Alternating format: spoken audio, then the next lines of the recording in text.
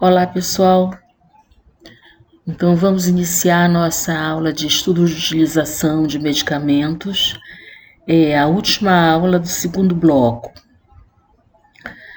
Então, estudos de utilização de medicamentos, eles surgiram nos anos 60 e isso ocorreu em função do aumento na comercialização de novos fármacos. Com isso, houve grandes variações dos padrões de prescrição e, naturalmente, de utilização e comercialização. Isso levou a uma epidemia, de efeitos adversos a medicamentos, a um aumento desses efeitos e, naturalmente, com o aumento também dos gastos com saúde e com medicamentos, ok? A Organização Mundial de Saúde define utilização de medicamentos como comercialização, distribuição, prescrição e uso dos medicamentos em uma sociedade com ênfase nas consequências sociais e econômicas resultantes. Então, esse termo utilização de medicamentos, vocês vejam que é muito abrangente. Então, esses estudos de utilização de medicamentos, eles são muito importantes para que a gente possa determinar o comportamento da sociedade em relação aos medicamentos e avaliar o seu impacto clínico, econômico e social. Dessa forma, a gente consegue gerar indicadores para o planejamento em saúde, principalmente no que tange à assistência farmacêutica.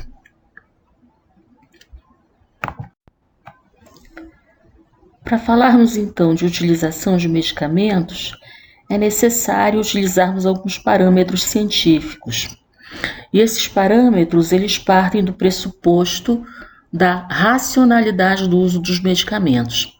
Então, muito ouvimos falar de uso racional de medicamentos, mas que racionalidade é essa que determina o uso dos medicamentos?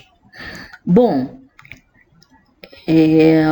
por definição, estabelecido pela Organização Mundial de Saúde em 1985, a gente diz que o uso racional de medicamentos é quando o paciente recebe o medicamento adequado às suas necessidades clínicas, nas doses correspondentes às suas necessidades individuais, durante um período de tempo adequado e a menor custo possível para eles e para a comunidade. Então, isso significa dizer que para que o uso racional ocorra, é necessário, então, que o paciente tenha uma atenção médica e que ele tenha um diagnóstico, que o medicamento seja adequado a partir dos parâmetros técnicos científicos para aquela indicação que foi determinada pelo médico, que esse medicamento tenha uma qualidade, que esteja disponível e que o paciente tenha acesso. Além disso, que o paciente utilize pelo tempo adequado e que isso ocorra com a orientação necessária para que ele tenha o benefício que se pressupõe para aquele medicamento. Ok? Vejam que é um desafio. Então, quando a gente fala em racionalidade de medicamento, essa racionalidade é a racionalidade técnico-científica, que é oriunda das evidências, que são obtidas por meio de pesquisa. Então, o medicamento ele é uma tecnologia obtida a partir de pesquisa, testada por meio da pesquisa clínica e que depois estabelece parâmetros da utilização adequada pelo paciente. No planejamento em saúde também, e o planejamento em saúde por meio de suas pesquisas determinam qual é a demanda para o uso dos medicamentos e de que forma nós podemos tornar esse medicamento acessível à população e como podemos monitorar esse medicamento enquanto utilizado pela população para que nós tenhamos sob controle a situação de saúde dos cidadãos ou das pessoas. Então, isso é a racionalidade de uso, né? Quer dizer, o uso racional de medicamentos implica em todas essas etapas do processo da assistência farmacêutica ou da medicalização da sociedade, ok? Então, os estudos de utilização de medicamentos, eles devem contemplar esse uso racional de medicamentos. Então, segundo os autores em farmacoepidemiologia, a pesquisa de utilização de medicamentos, ela pode ser definida como um conjunto eclético, né, um conjunto abrangente de métodos descritivos e analíticos para quantificação, compreensão e avaliação dos processos de prescrição, dispensação e consumo de medicamentos e também para testar intervenções para melhoria desses processos, ok? Então aqui eu coloquei um fluxo que eu acho bem didático para explicar e que, se a gente for pensar nas etapas de utilização de medicamentos, esse aqui é um fluxo bem simples, mas que ilustra como seria a utilização de medicamentos. Então, um ciclo de assistência farmacêutica bem simplista mesmo, mas que ilustra quais são os pontos críticos de avaliação da utilização do medicamento, ok? Então, se a gente for pensar dentro da política pública brasileira, para a Política Nacional de Medicamentos e para a Política Nacional de Assistência Farmacêutica, nós vamos ter, em todas essas etapas aqui, regulamentações que vão determinar a utilização do medicamento à luz da racionalidade do uso tão buscada e tão desejada. Ok? Então, na indicação do medicamento, o médico deve prescrever a partir dos guias e diretrizes terapêuticas das diversas possibilidades de diagnósticos dentro da atenção primária, da atenção secundária e terciária. Então, dentro da atenção primária, a gente tem os medicamentos da Rename para a atenção primária, para as doenças que sejam raras e de grande impacto, ou muito graves e de grande impacto financeiro, a gente tem os medicamentos do componente especializado, e dentro do componente estratégico a gente tem as doenças que são endêmicas e que também tem um impacto de prevalência, né, na população.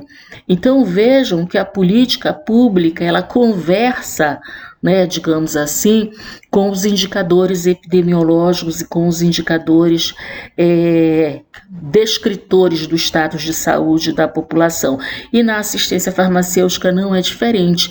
Então esse esquema aqui demonstra isso, porque para que uma política nacional de medicamentos ou uma política nacional de assistência farmacêutica tenha viabilidade dentro do país, que ela possa ser operacionalizada, é necessário que os atores em saúde, os farmacêuticos, os médicos, os enfermeiros, os profissionais da área da saúde, aqui nessa situação, particularmente o farmacêutico, conheça como se conduzir, né? Qual é a conduta dentro desse contexto e de que forma ele pode contribuir desenvolvendo elementos, fazendo leituras dessa situação para melhorar esse planejamento em saúde, para fazer cumprir as determinações para que de fato a população tenha acesso à assistência farmacêutica, ok? Então é necessário que os diagnósticos ou hipóteses diagnósticas elas estejam adequadas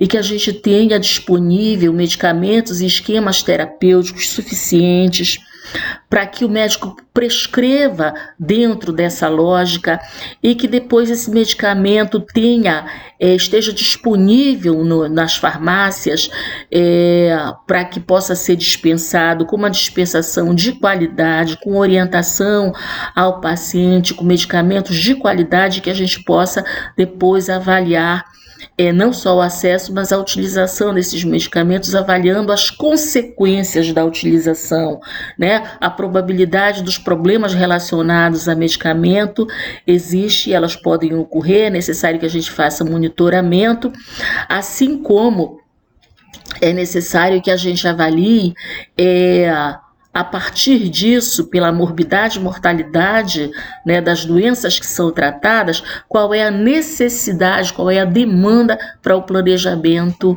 e para a aquisição desses medicamentos. Então, é um ciclo fechado que precisa o tempo inteiro estar sendo avaliado para que a gente possa ter uma assistência farmacêutica com qualidade. Então, como nós vimos na apresentação anterior, esses estudos de utilização de medicamentos, então, eles são capazes de fornecer uma grande quantidade e variedade de informações sobre o uso do medicamento, não é?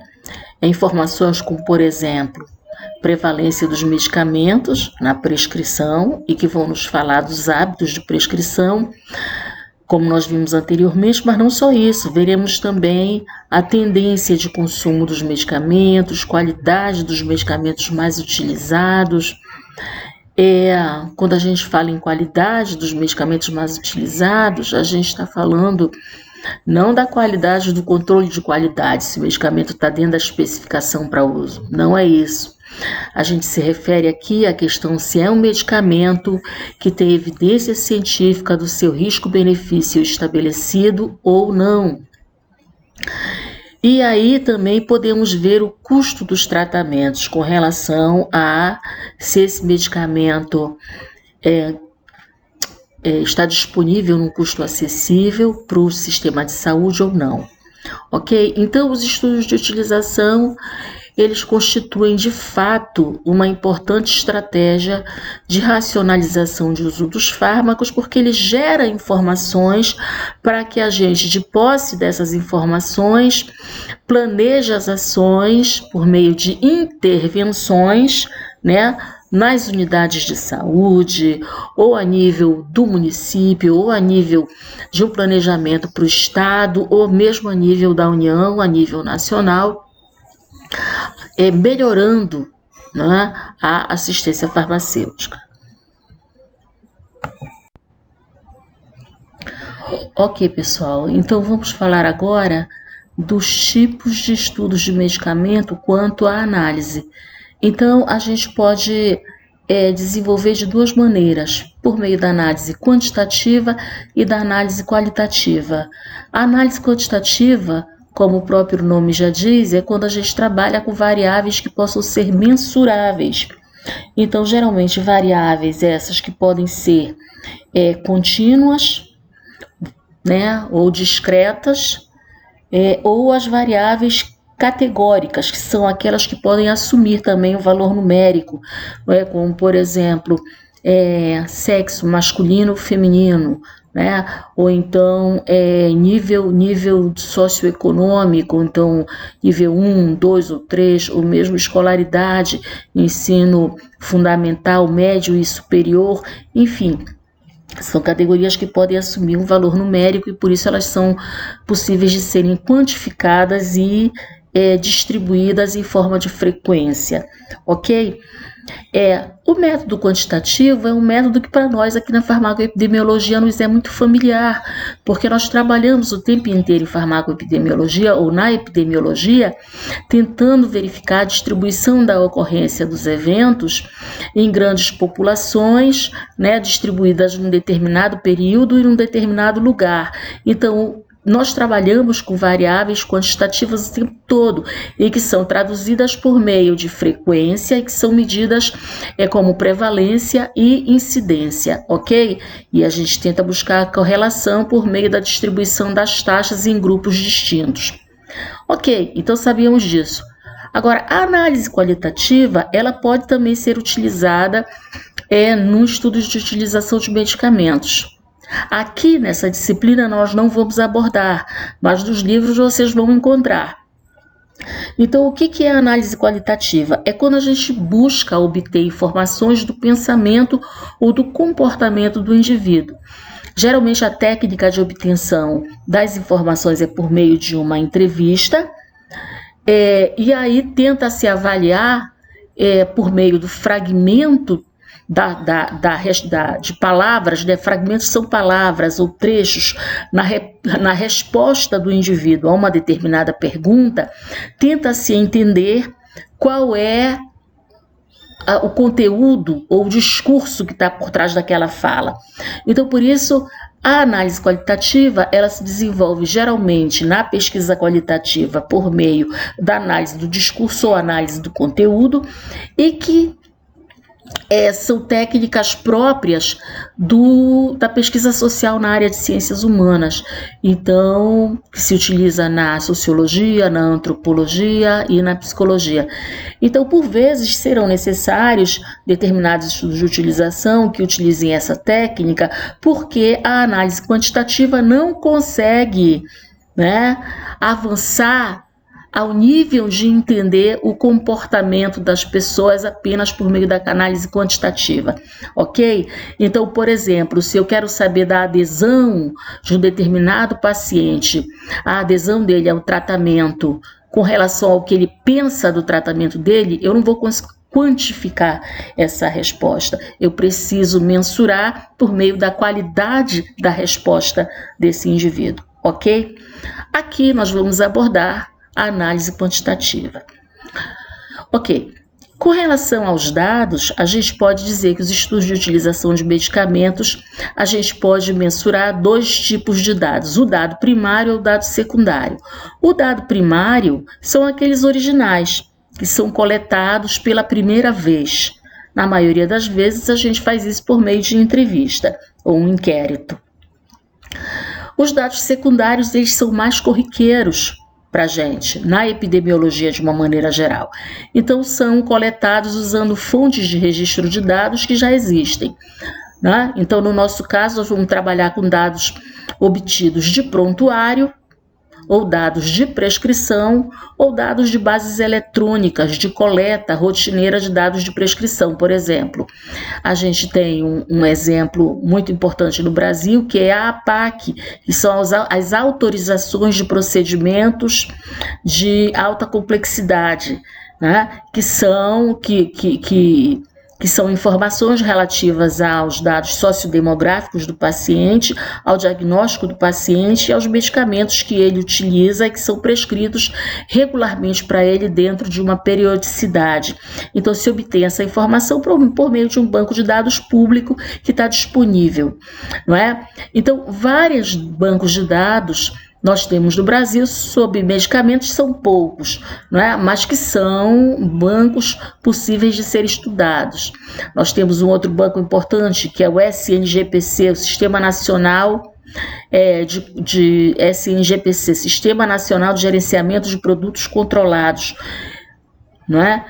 Que armazena, compila todas as notificações e prescrições de medicamentos que causam alteração nervosa ou dependência química e psíquica, e que são medicamentos que a gente denomina controlados.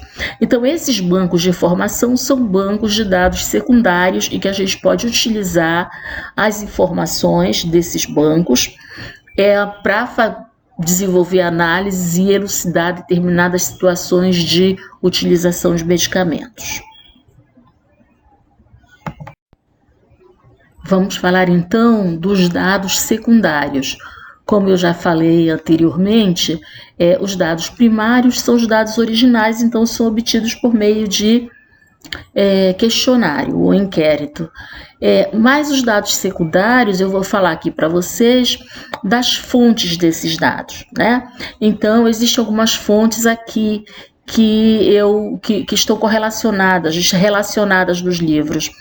Então, por exemplo, os dados de serviços de saúde, como dados ambulatoriais e hospitalares, a partir do prontuário médico e registros de dispensação da farmácia, por exemplo.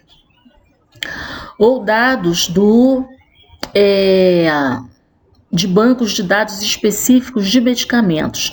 Também já falei no anterior, coloquei aqui o Programa Nacional de Medicamentos do Componente Especializado, no caso, hepatite viral crônica, B e C, a osteoporose, insuficiência renal crônica ou até mesmo artrite reumatoide. São várias as doenças em que o paciente, para obter, ele precisa de um laudo médico especial, e com base nesse laudo ele vai ter acesso ao medicamento por meio da APAC, que é a autorização então de procedimento de alta complexidade, e aí ele terá acesso a medicamentos que são caríssimos. Na atualidade, a grande maioria desses medicamentos são, inclusive, os anticorpos monoclonais, medicamentos de alto custo e de tecnologia de altíssima densidade, vamos dizer assim, né? Então, são medicamentos que têm extrema importância, que a gente o tempo inteiro monitorize a sua utilização, que são medicamentos que estão dentro de guias e de protocolos terapêuticos e que têm alternativas terapêuticas num custo menor e com eficácia comprovada. Ok. A gente pode também obter informações por meio das agências reguladoras, no caso do Brasil, a Anvisa, e que podem fornecer informações sobre os medicamentos registrados no país. Por exemplo, quais são as especialidades farmacêuticas que têm maior utilização, quais foram as que foram retiradas do mercado ou banidas do mercado. Essas também são informações importantes. Por exemplo, medicamentos essenciais previstos na Relação Nacional de Medicamentos Essenciais. Esses medicamentos todos têm registro no país e esse registro autoriza o quê? Comercialização, produção direta no país ou autoriza a importação desses medicamentos. Nós vamos ver que muitos dos medicamentos essenciais no Brasil, eles são importados, porque nós não temos autonomia tecnológica suficiente para produzir todos eles. Isso é um indicador, essa dependência tecnológica no campo do fármaco e medicamento é um indicador de vulnerabilidade da economia brasileira, por exemplo. E nós temos também o registro de vendas de medicamentos, que informam sobre o volume a partir dos dados fornecidos pela indústria farmacêutica. Então, quais são os medicamentos mais vendidos? São os medicamentos sob prescrição ou são os medicamentos OTC, que são os de venda livre? Dentre os medicamentos sob prescrição, os que mais são vendidos são o quê? Os genéricos, similares, ou são os de referência? Enfim, são informações relativas a qualidade, vamos dizer assim, do tipo de medicamento que é utilizado no Brasil.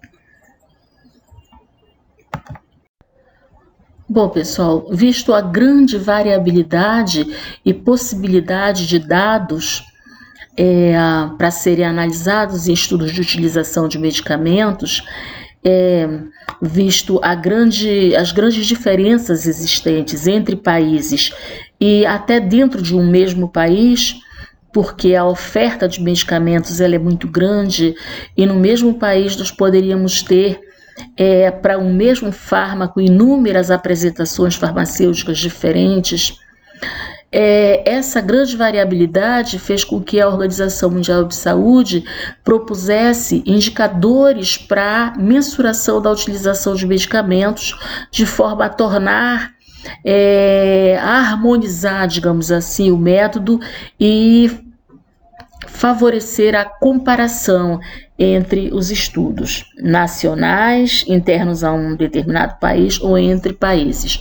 Ok? Então, ela desenvolveu indicadores denominados indicadores de prescrição, indicadores de assistência e indicadores de serviço, e inúmeros estudos nós vamos encontrar aí, principalmente aqueles que comparam países, utilizando esses indicadores como forma de padronizar a abordagem e tornar dessa forma um estudo comparável à realidade de um outro país diferente. Então, quais são os indicadores de prescrição? Número médio de medicamentos por consulta. Então, o indivíduo vai ao médico e quantos medicamentos são prescritos, né? Porcentagem de medicamentos prescritos por nome genérico, vamos pensar que o medicamento genérico faz parte de uma política de medicamentos, de acesso aos medicamentos, isso no mundo todo, né? O Brasil tem política de genéricos porque ele segue a orientação da Organização Mundial de Saúde das políticas de acesso ao medicamento. Então, nos Estados Unidos tem medicamento genérico, na Europa tem medicamento genérico, em todos os lugares do mundo o programa os sistemas de saúde são mais evoluídos, avançados e organizados, possuem políticas de medicamento genérico. Porcentagem de consultas com antibiótico prescrito, porcentagem de consulta com uma injeção prescrita. A injeção é um medicamento, é uma forma farmacêutica invasiva que deve ser utilizada no ambiente hospitalar. Raramente se utiliza no nível ambulatorial. Enfim, então, existe um abuso dessa forma farmacêutica, então por isso ela é mensurada também. Porcentagem de medicamentos prescritos da lista de medicamentos essenciais ao formulário, enfim. Com relação aos indicadores da assistência, são porcentagem de pacientes tratados sem medicamento, quer dizer, é necessário avaliar condutas que não necessariamente precisem de medicamentos, custo de medicamento, médio do medicamento por consulta, porcentagem de custos com medicamentos, gastos com antimicrobianos, por exemplo, e os indicadores de serviço que dizem respeito à disponibilidade de cópia da lista ou formulário de medicamentos essenciais, quer dizer, num sistema de saúde organizado, deve-se ter uma relação de medicamentos essenciais, deve-se ter a lista de medicamentos padronizados dentro das unidades assistenciais, e essas listas elas devem estar disponíveis para o prescritor conhecer que medicamentos ele pode prescrever naquele nível de assistência, e os medicamentos eles devem estar disponíveis para o indivíduo ter acesso. Então, disponibilidade dos principais medicamentos, que é o que se denomina medicamentos chaves, que são os medicamentos dentro de um esquema terapêutico que são fundamentais, não podem deixar de estar disponíveis para a população. Ok, pessoal, então vamos falar aqui dos tipos de desenhos epidemiológicos utilizados nos estudos de utilização de medicamentos. Então, eu apresento aqui para vocês um estudo transversal no modelo de inquérito. O que é um estudo transversal? Vocês aprenderam com a professora Milene que estudo transversal é aquele tipo de desenho onde você levanta os dados de desfecho e de exposição simultaneamente. Então, nós utilizamos esse modelo para levantar dados de variáveis que não precisam de uma temporalidade entre exposição e desfecho para a ocorrência do evento, ok? Então, aqui nos estudos de utilização de medicamentos, independente se eu vou colher o dado no passado, retrospectivamente, ou no futuro, de forma prospectiva, por meio, por exemplo, de entrevista ou inquérito, esses dados serão levantados, os dados de exposição ao medicamento e das variáveis que caracterizam o perfil do indivíduo ou o desfecho da utilização, eles serão medidos simultaneamente, os dados serão levantados simultaneamente. Então, isso caracteriza um estudo transversal, ok? No tipo de estudo, na forma de inquérito, ou seja, por meio de entrevista estruturada, por visita domiciliar numa amostra da população, por exemplo, que se queira saber qual é o hábito dos indivíduos com relação à utilização de medicamentos, o uso do medicamento será então a variável de desfecho, ou a variável dependente. Ela é dependente porque ela vai depender das variáveis preditoras ou explicativas, que são as características dos indivíduos que vão explicar a utilização do medicamento por esse indivíduo. Então, vamos pensar, no caso de uma variável, das variáveis preditoras socioeconômicas, demográficas, doenças, estado de saúde, hábitos de vida, condições de trabalho, moradia. Essas são as variáveis que caracterizam o indivíduo e a população da qual ele faz parte e que vai tentar explicar a ocorrência da utilização de medicamento, ok?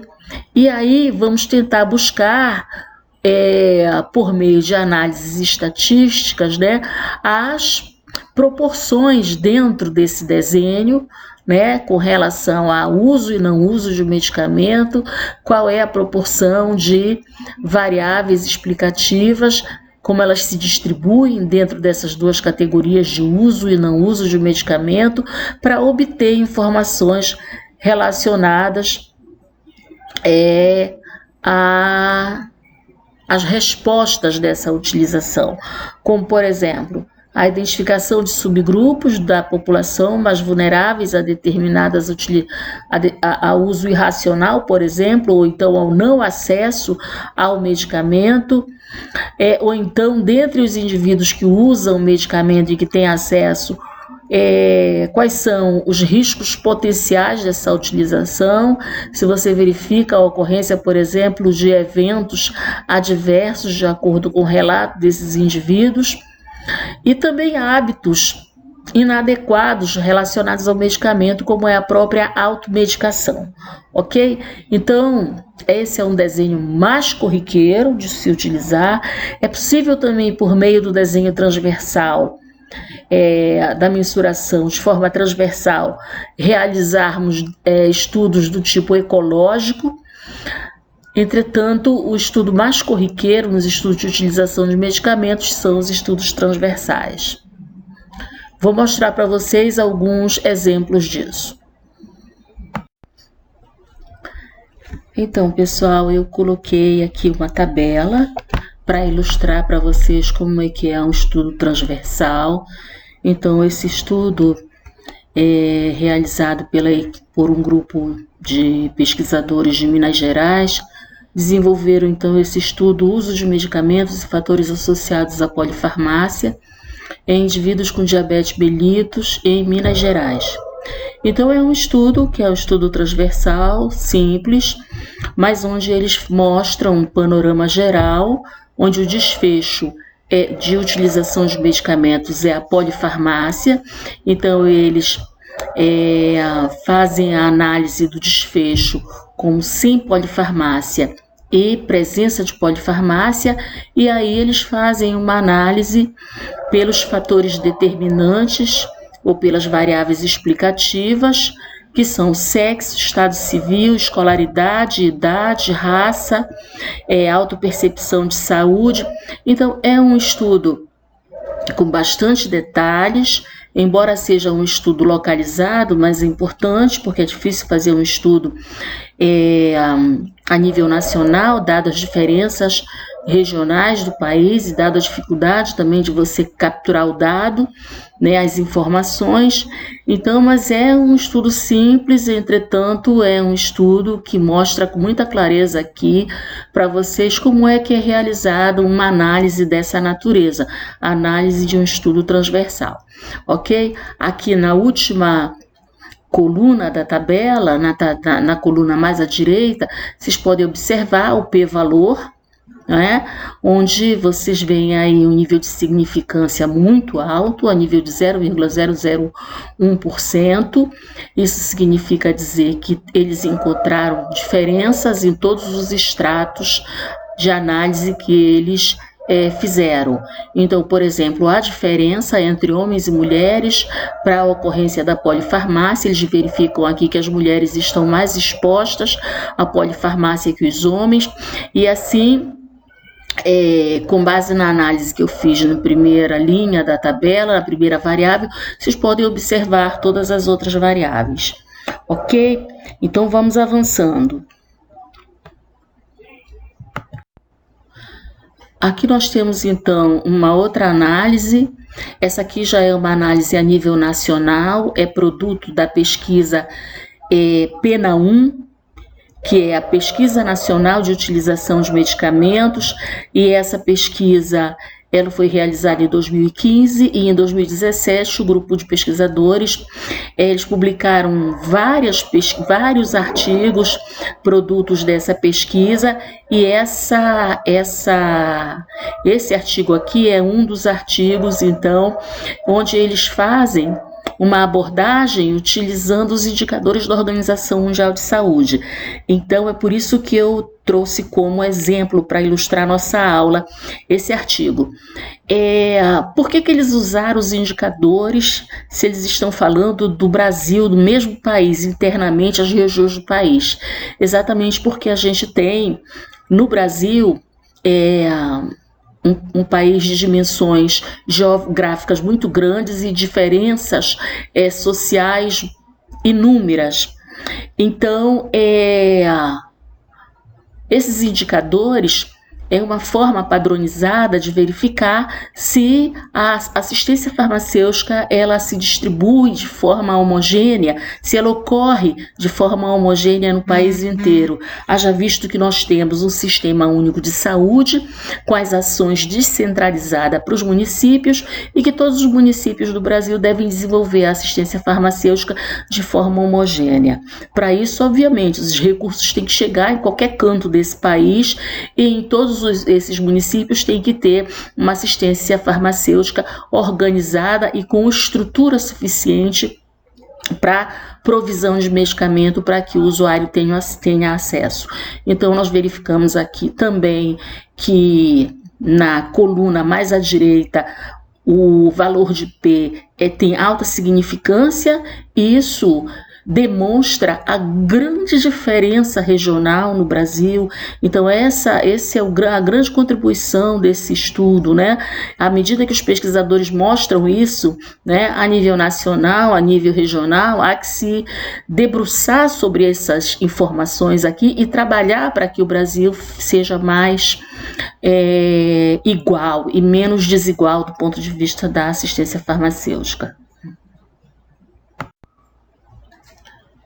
Ok, pessoal, então agora nós vamos falar da metodologia ATC-DDD, e essa metodologia ela foi proposta também pela Organização Mundial de Saúde e ela está disponível lá no site da organização. A gente utiliza essa metodologia quando se quer comparar com outros países ou entre diferentes regiões que tenham diferentes apresentações de medicamentos, com formas farmacêuticas e concentrações diferentes, ou quando a gente quer comparar o mesmo fármaco para indicações diferentes. Vejam que inconscientemente nós poderíamos pensar que a comparação do medicamento ela pode ser feita pelas unidades de venda ou pela forma farmacêutica e apresentação comum ao país ou dentro de um determinado local. Entretanto, quando a gente vai comparar entre países, existe uma dificuldade para comparação se nós formos utilizar essa forma de contabilizar a quantidade de medicamentos utilizados. Então, exatamente porque, geralmente, a quantidade de medicamentos que são comercializadas numa embalagem no Brasil é diferente da embalagem de outros países, assim como a forma farmacêutica e também, por vezes, a própria concentração do fármaco dentro da forma farmacêutica. Ok? Então, essa é uma dificuldade se a gente vai comparar a utilização de medicamentos por meio da apresentação de venda, por exemplo. Então, a Organização Mundial de Saúde, diante desse problema, para contornar esse problema e tornar possível a realização de estudos de comparação entre países, desenvolveu essa metodologia, ok? Então, é a classificação DDD. ATC significa ATC, a classificação anatômica, terapêutica e química, significa gerar uma codificação para o fármaco dentro de um grupo químico que pertence a uma classe terapêutica, e essa classificação ela ocorre a partir do momento em que você entende aquele fármaco como fármaco para uma primeira indicação. ok? E a DDD é a dose diária definida. Então, vamos entender primeiro o que é a ATC e depois a gente parte para DDD. Uma coisa importante é que essa classificação ATC-DDD, ela pode ser alterada à medida que um medicamento que já existe passa a ser utilizado por meio de evidências de ensaio clínico como um medicamento indicado para um novo diagnóstico. Se esse medicamento se apresenta numa forma farmacêutica de concentração diferente, é provável que ele entre numa nova classificação, que o mesmo medicamento possa participar de mais de uma codificação dentro da classificação. Por exemplo, o AAS, o ácido acetilsalicílico, na concentração de 100 mg, ele é um antiplaquetário, um antiagregante plaquetário. E na classificação e na concentração de 500 mg, ele é um analgésico, um anti-inflamatório, ok? Então, isso precisa ficar claro.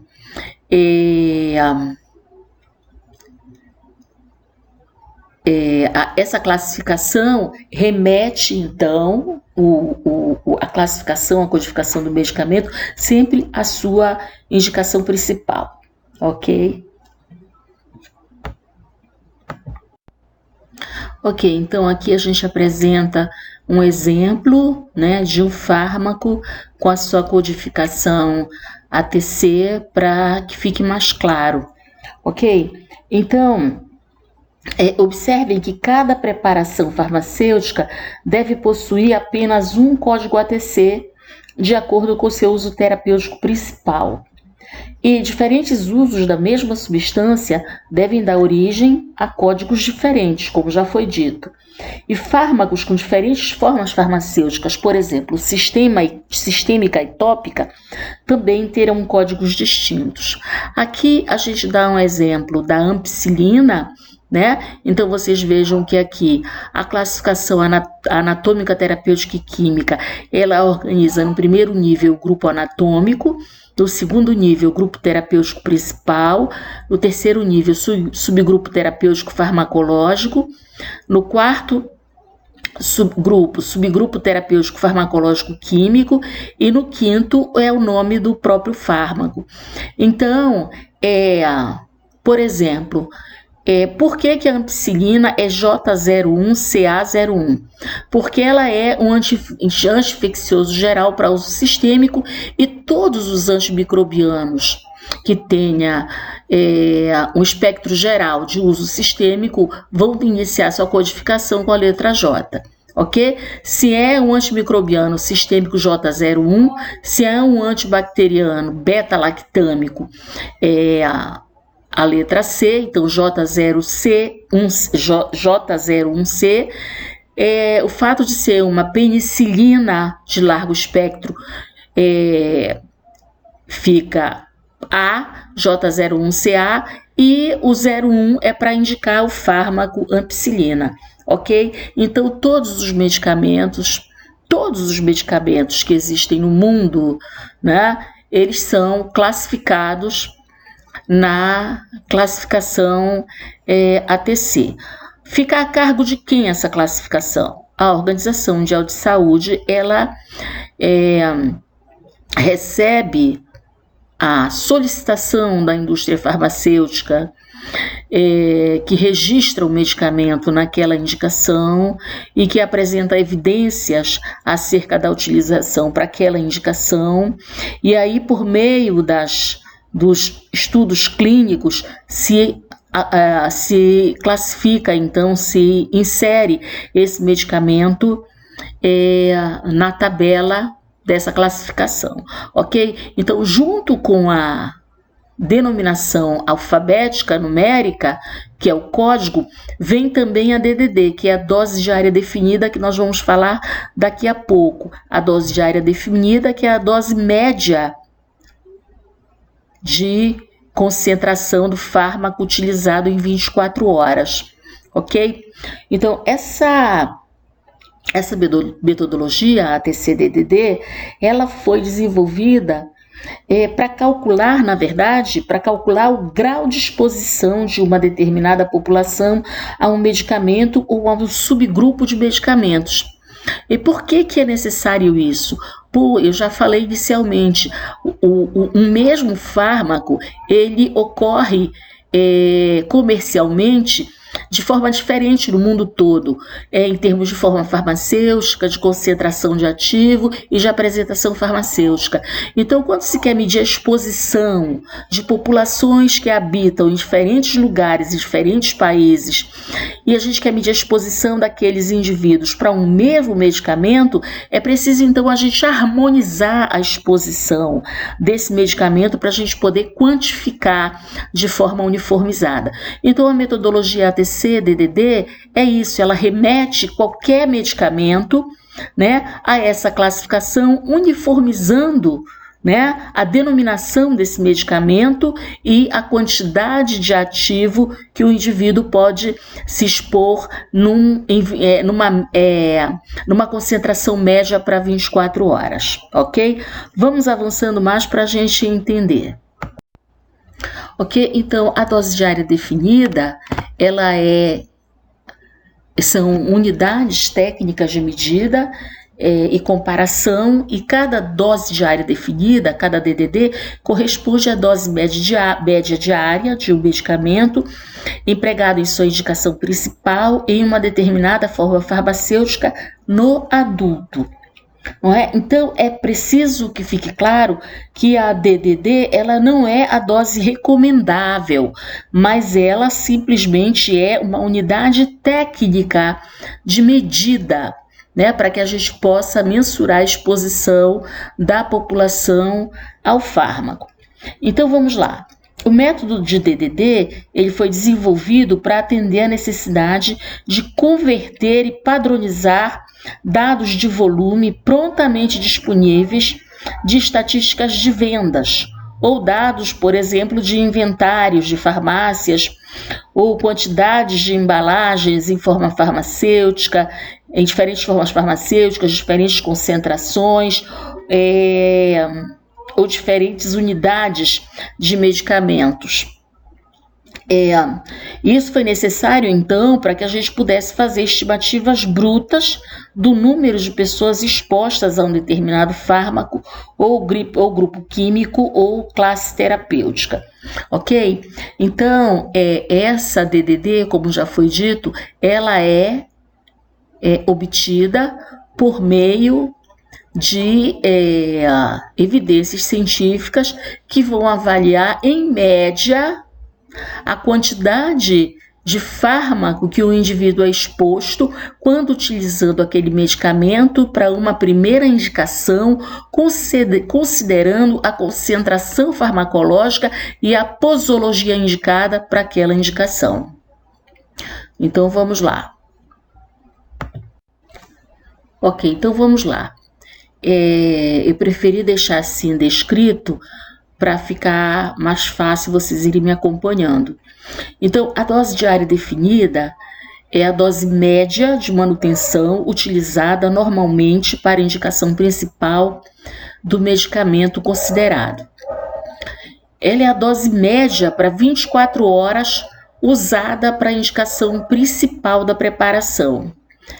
Então, vejam bem, se a dose do medicamento for utilizada tanto para profilaxia como para o tratamento, a dose diária definida se define com base no tratamento. Normalmente, as DDDs elas são iguais para as distintas vias de administração, salvo quando existem diferenças na biodisponibilidade ou as vias de administração se utilizam para situações distintas. Ok? Então, mas na maioria das vezes, quando a concentração do fármaco está numa forma farmacêutica comparável com a outra, que não há dificuldade em mensurar diretamente esse teor de ativo, então não há por que ter códigos diferentes ou DDDs diferentes. Então, o número de DDD utilizadas de um medicamento concreto se calcula o total utilizado em períodos de tempo pelo valor estabelecido para a sua DDD, sempre na mesma quantidade de medida. Então, vamos lá, gente. A dose diária definida, ela é um indicador técnico de medida. ok? Mas é um indicador técnico de medida que foi obtido a partir da média da concentração terapêutica utilizada numa posologia em 24 horas, para uma primeira indicação. À luz de quem? À luz da evidência científica, ok? Então vamos lá. Vamos lá, pessoal. Então, todos os fármacos estão tabelados e classificados dentro da ATC-DDD. Então, para cada fármaco, existe uma DDD determinada. Quando eu vou comparar o mesmo fármaco em populações diferentes, ou diferentes fármacos numa mesma situação, eu vou traduzir a quantidade de medicamentos em números de DDD, né? Numa avaliação normal, numa avaliação de contabilidade normal, por exemplo, quando eu estou na farmácia contando o número de comprimidos de um determinado antimicrobiano que foi utilizado a um determinado período, eu vou utilizar o número bruto, né, do número de caixas ou do número de comprimidos, considerando que cada caixa tem 30 comprimidos, por exemplo, ok? Então, eu vou considerar o número bruto. Aqui, numa comparação da utilização do medicamento, quando eu quero uniformizar essa utilização para avaliar a exposição dos indivíduos ao medicamento em diferentes países ou dentro de um mesmo país, comparando o número de DDD de um determinado antimicrobiano com o número de DDDs consumidas de outro antimicrobiano, eu vou traduzir essa quantidade não em número de comprimidos, mas em números de DDD. Ok? Então, a DDD, ela tem esse sentido de traduzir todos os medicamentos, todos os fármacos em formas farmacêuticas e concentrações diferentes numa mesma unidade de medida, ok? Então, como é que a gente obtém o número de DDDs? Bom, o valor de DDD, ele é fixo. E ele é estabelecido por quem? Pela Organização Mundial de Saúde. Ele está tabelado onde? Lá no site da Organização Mundial de Saúde e nos livros de farmacologia, nos livros de assistência farmacêutica. É provável que não é aqui na minha aula o primeiro contato de vocês com a ATC-DDD. Acredito que não. Ok? Então, esse valor de DDD é um valor que é estabelecido e pronto. Então, se eu quiser calcular o número de DDDs de um determinado medicamento, eu vou considerar a quantidade bruta da utilização do medicamento e dividir pelo valor de DDDs, e aí eu obtenho o número de DDDs.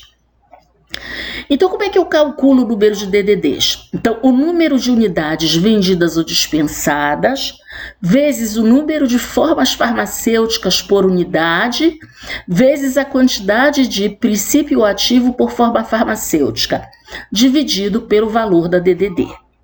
Então, vamos lá. Vamos pensar nessa tabela aqui que fica tudo muito mais fácil. Então, imaginem que eu queira saber, eu sou uma farmacêutica da Comissão de Controle de Infecção Hospitalar e eu preciso entender o nível de exposição da população hospitalizada às cefalosporinas.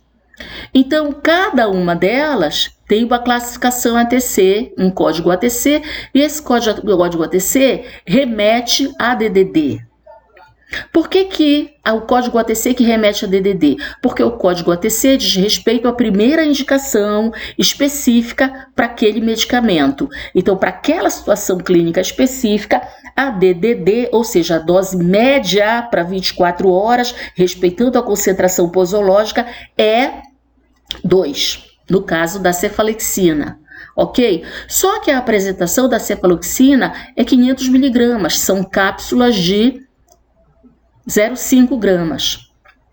Então, entendendo que durante um determinado período saíram 1.000 unidades comerciais, né, da farmácia e essas apresentações comerciais tinham 30 cápsulas. Então, para eu conseguir verificar o número de DDDs utilizados, eu tenho que transformar essas informações em teor de substância ativa utilizada no período. E esse teor ele é dado em gramas. Então, eu vou multiplicar 0,5 vezes 30, por quê? Porque cada comprimido tem 0,5 gramas, sendo que esses 0,5 gramas ele está contido numa cápsula, só que foram usar a unidade comercial que se tinha no hospital eram de 30 cápsulas, e então saíram 30 cápsulas vezes 0,5, que seriam 15, vezes 1.000 unidades comerciais. Então, 15.000. Esses 15.000 divididos, né, pela DDD, nós temos então 7.500 DDD. E dessa forma eu consigo ver o número de DDDs consumidas pela cefalexina. Vamos para a cefalotina. A cefalotina, então, a apresentação dela não é sólida, ela é frasco-ampola. Na verdade, ela é uma suspensãozinha, ela é extemporânea, né? Então é frasco-ampola. E aí, mas o teor dela é de 1 grama no pó. E saíram durante esse mesmo período, né? De 1.000 unidades comerciais de cada medicamento, essa unidade comercial era por um frasco apenas, um frasco-ampola por unidade comercial, não é? Então, nós vamos obter o quê? 1.000 dividido por 4, porque 4 é a DDD, e aí nós temos então o número de DDDs 250, ok? Então é simples, é muito fácil de obter o número de DDD. Até aí, ok. Ok, pessoal, mas para que eu preciso saber do número de DDD, Márcia? Para que eu preciso saber isso? Porque eu estou medindo a exposição dos indivíduos a um determinado fármaco. Então, digamos que esse fármaco seja a cefalexina. E eu quero saber qual é a exposição dos indivíduos, ou numa população geral, ou num ambiente, num hospital, qual é a exposição dos indivíduos à cefalexina. Então, inicialmente, eu vou medir o teor de DDDs, o número de DDDs. Já foi falado na apresentação anterior, aqui eu coloquei na fórmula, só para ficar mais fácil para vocês entenderem como foi o cálculo, ok? Então, 1.000 unidades vezes, cada unidade tinha 30 cápsulas, né? E cada cápsula 0,5 gramas. Então, aqui o que me interessa é transformar todas as informações em gramas, em pó, em teor de substância ativa. Por que precisa fazer isso? Porque a DDD é uma unidade medida também em gramas, também em substância ativa. Então, eu preciso transformar o meu numerador na mesma unidade de medida do denominador. Então, transformar tudo em gramas. Então, 1.000 unidades de 30 cápsulas, onde cada cápsula continha 0,5 gramas. Então, se eu for transformar tudo isso em gramas, eu vou obter o quê? 15.000. Esses 15.000 dividido pela DDD, que é 2 gramas, eu vou obter, então, 2.500 DDDs. Ok, já sabemos como se calcula DDD. Então, eu preciso calcular a DDD toda vez que eu for comparar a exposição de uma população a um determinado medicamento. Dito que eu quero comparar a mesma população em momentos do tempo diferentes, ou eu quero calcular ao mesmo tempo a exposição dessa população a diferentes medicamentos, ou então, ao mesmo tempo, o mesmo medicamento em diferentes regiões, eu vou ter que traduzir a exposição dos indivíduos àquele medicamento específico em DDD. Ok. Então, eu obtenho primeiro o DDD, como nós já vimos na transparência anterior. Para que eu quero saber o número de DDDs? Porque eu quero avaliar o impacto do uso daquele fármaco na população. Aí entra uma outra formulinha, que é a fórmula do número de DDDs por 1000 habitantes dia, que é uma taxa de exposição, ok? Então, se a gente for usar a mesma informação da cefalexina, nós observamos que aquele cálculo foi para 7.500 DDD. Imagina que que no município de Camacho, em Minas Gerais, a gente tem uma população que tem um município muito pequeno e que tem 3.421 habitantes apenas, e que a farmacêutica da farmácia central do sistema de saúde, da unidade básica de saúde principal desse município, verificou a saída de 7.500 cápsulas de cefalexina. Então, como é que ela avalia o impacto da exposição da cefalexina na população de Camacho? Então, ela vai calcular o número de DDDs divididas pelo número de habitantes versus o tempo, e aqui no caso a unidade temporal é dia, então 365 dias, vezes 1000, porque a gente está falando de uma taxa, né, de habitantes, relacionadas a habitantes. Então, em epidemiologia, a gente considera as taxas por 1000 habitantes, ok? E aí se obtém, então, 6 DDDs por 1000 habitantes dia. Então, significa dizer que no município de Camacho, né, a cada 1000 habitantes, 6 indivíduos utilizaram a cefalexina, ok?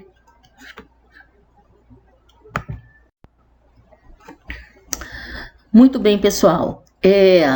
Então, eu posso calcular o impacto, a exposição da utilização do medicamento em populações, no caso da população ambulatorial, como nós vimos na transparência anterior, ou eu posso calcular o impacto em população internada ou população hospitalizada.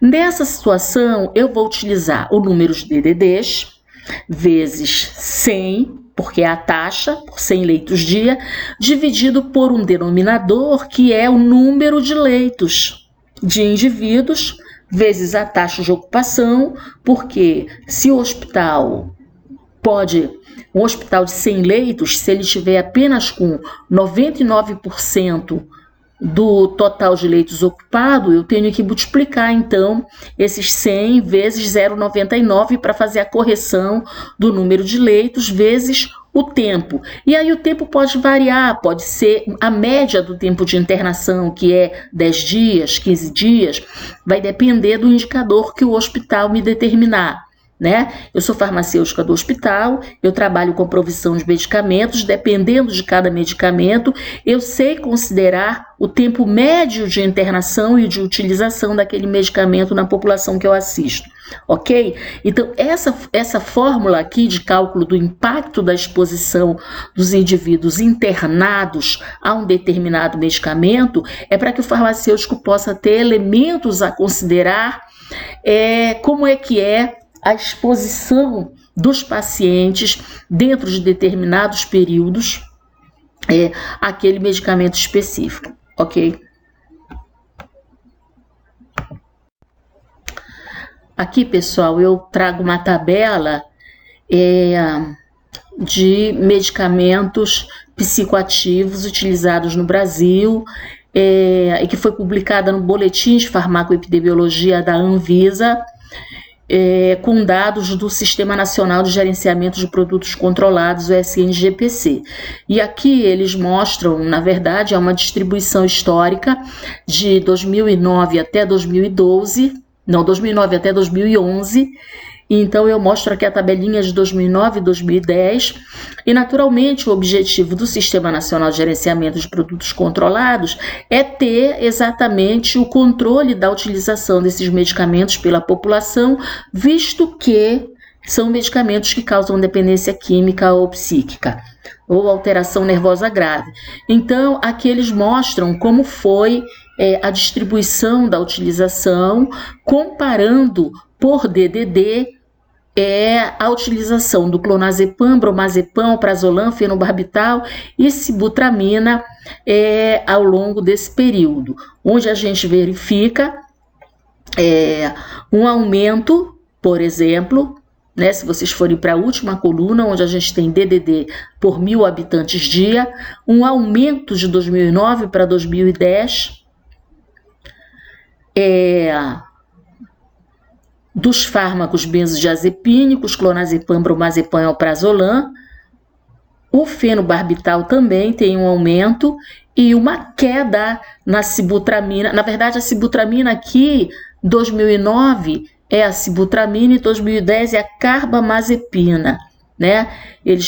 A sibutramina, na verdade, ela foi retirada do mercado brasileiro por um momento e depois ela retornou, ok? Mas o objetivo das tabelas, vamos considerar só os fármacos constantes nas duas tabelas. O objetivo, então, é verificar se há um crescimento, se há um declínio, se há uma manutenção, se dentro de uma série histórica o consumo está estacionado, e à medida que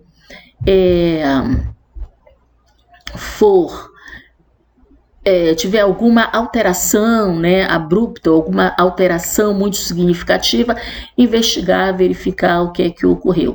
Naturalmente que junto com essas informações há que se verificar qual é o biotipo do indivíduo que está usando esses medicamentos. Para a notificação desses medicamentos é exigido o CID, que é o Código Identificador de Doença.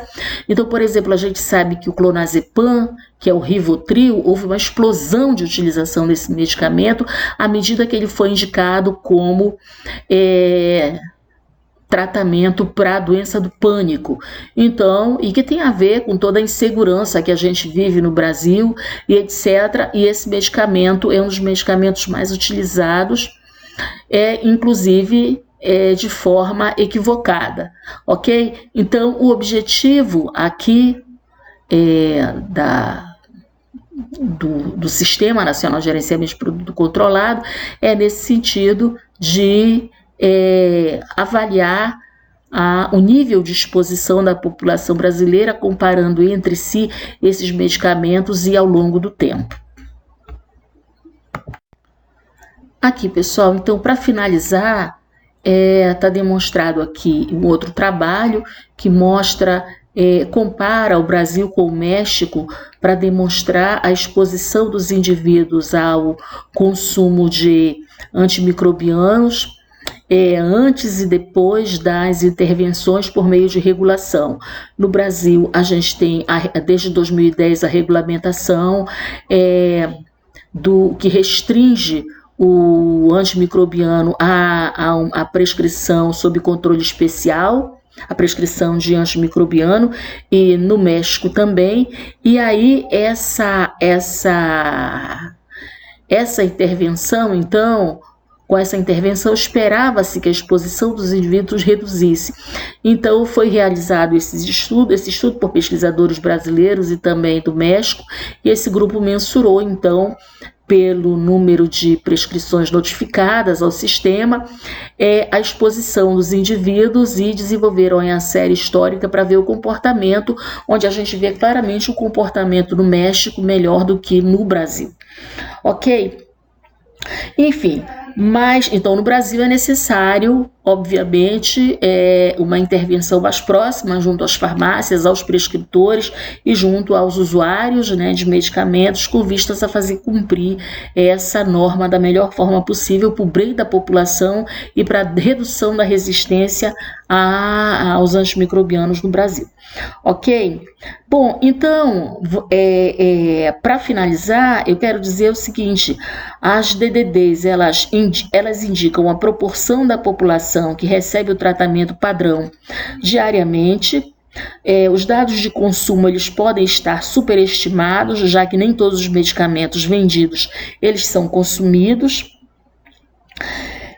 Então, é necessário que, ao fazer as comparações, se considerar fatores do uso do medicamento, como idade, sexo, fatores sociodemográficos, né, para tornar uma informação mais específica. E as estimativas, elas devem ser estimadas pela população-alvo, né? Ok, então se a gente está trabalhando, por exemplo, com um medicamento que é específico de uma determinada faixa etária para um determinado grupo, é necessário considerar a população exposta para cálculo de impacto por habitante, a população alvo específica, ok? O erro com certeza vai ser menor. De qualquer maneira, a intenção dessa medida é tornar a mensuração uma medida mais aproximada, né, mais harmonizada, para que se possa comparar a exposição de uma forma mais ampla. Claro que para usar DDD-ATC é necessário você considerar o medicamento na primeira indicação, considerar a DDD dentro de um contexto que seja limitado, adscrito, né, que você conheça a população determinada e usando esse dado da população alvo específica, você se aproxima mais de um resultado fidedigno, ok? Então vamos lá. Terminamos aqui a nossa aula, eu fico à disposição para vocês com relação às dúvidas. Temos pouco tempo, mas acredito que a aula consegue trazer para vocês essas informações. Essa aula ela foi muito concentrada, muito sintetizada. Em geral, em sala de aula, a gente faz muito mais exercícios para poder absorver melhor esse tema. Entretanto, eu estou aqui à disposição de vocês.